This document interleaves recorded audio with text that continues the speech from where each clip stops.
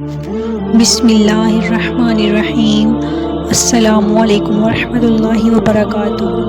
امید ہے کہ سب بہن بھائی ٹھیک ہوں گے اور اللہ پاک آپ سب کو اپنے حفظ و ایمان میں رکھے۔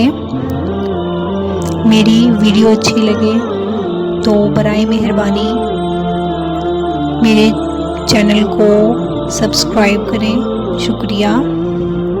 مسلمانوں کے چوتھے خلیفہ حضرت سیدنا علی المرتضیٰ شیر خدا رضی اللہ تعالیٰ عنہ نے دوران جنگ ایک دشمن دین کو پچھاڑا اور اس کے قتل کے ارادے سے اس کے سینے پر بیٹھ گئے۔ اس نے آپ کی طرف تھوک دیا تو آپ اس کے سینے سے اتر گئے، اسے چھوڑ دیا اور قتل نہ کیا۔ اس نے پوچھا، آپ تو مجھے قتل کرنے پر قادر تھے، پھر بھی مجھے قتل کیوں نہیں کیا؟ آپ رضی اللہ تعالیٰ عنہ نے ارشاد فرمایا، جب تو نے میرے ساتھ یہ برا معاملہ کیا تو میرے دل میں تجھے قتل کرنے کا مزید جوش ابھرا، مگر ساتھ ہی یہ خوف بھی لاحق ہوا کہ اب تیرا قتل اپنے نفس کی وجہ سے ہوگا، خالص اللہ کے لیے نہیں ہوگا، اس لیے میں نے تجھے چھوڑ دیا۔ آپ رضی اللہ تعالیٰ عنہ کے اس حسن نیت اور اچھے اخلاق کی بدولت وہ کافر مسلمان ہو گیا۔ اچھے کردار کی اہمیت اور ضرورت جس طرح ماضی میں تھی، آج بھی ہے اور مستقبل میں بھی رہے گی۔ صحابی رسول حضرت سیدنا عبداللہ بن مسعود رضی اللہ تعالیٰ عنہ فرمایا کرتے تھے،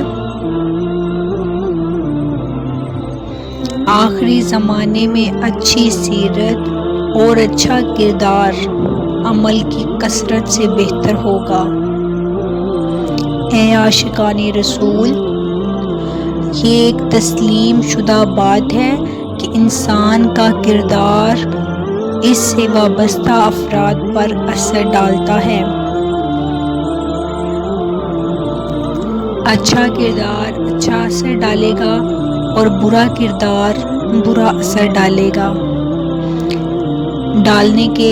برا اثر ڈالنے کے ساتھ ساتھ کئی اچھائیوں کی راہ میں رکاوٹ بھی بنے گا۔ جن گھروں میں بڑے سچائی، نرم گفتگو، خوش اخلاقی اور نماز وغیرہ کی پابندی کرتے ہیں،